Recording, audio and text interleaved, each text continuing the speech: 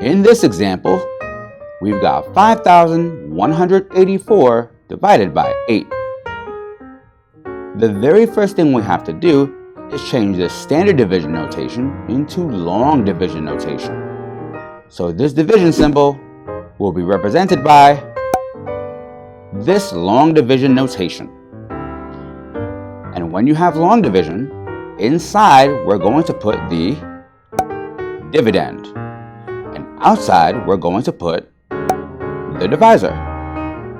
In this question here, the first number, 5,184, is our dividend.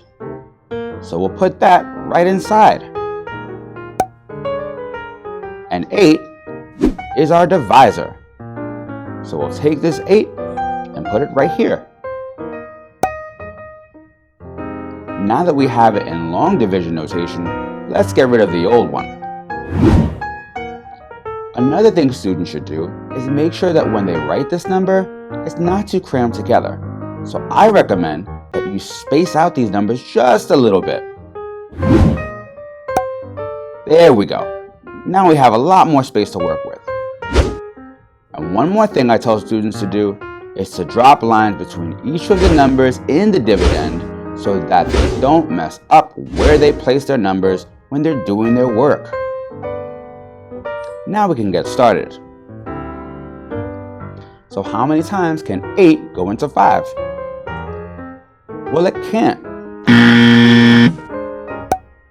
So that means it goes in 0 times, and we'll place a 0 right on top of this 5. And 0 times 8 is 0. So I'll put 0 here, subtract, and that gives us 5. Next, we'll bring down the number in the next column and repeat the process. How many times can 8 go into 51? Well, that's 6 times. So we'll put a 6 on top of this 1, because 6 times 8 is 48. So we'll write 48 here and then subtract. We can't do 1 minus 8, so we'll borrow from the 5. 5 becomes 4, and 1 becomes 11. 11 minus 8 is 3. So we'll put 3 here, and then we'll do 4 minus 4, which is 0. Next, we'll bring down the number in the next column. And then repeat the process. How many times can 8 go into 38? Well, that's 4 times. Because 4 times 8 is 32. So we'll write 32 here, and then subtract. 8 minus 2 is 6. 3 minus 3 is 0. Since we have a number in the next column, we'll bring that down and repeat the process.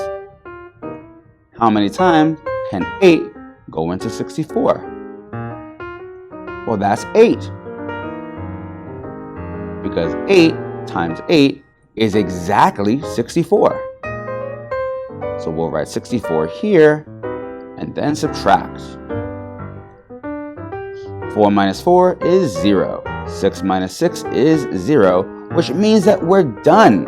Woohoo! Making our final answer 648.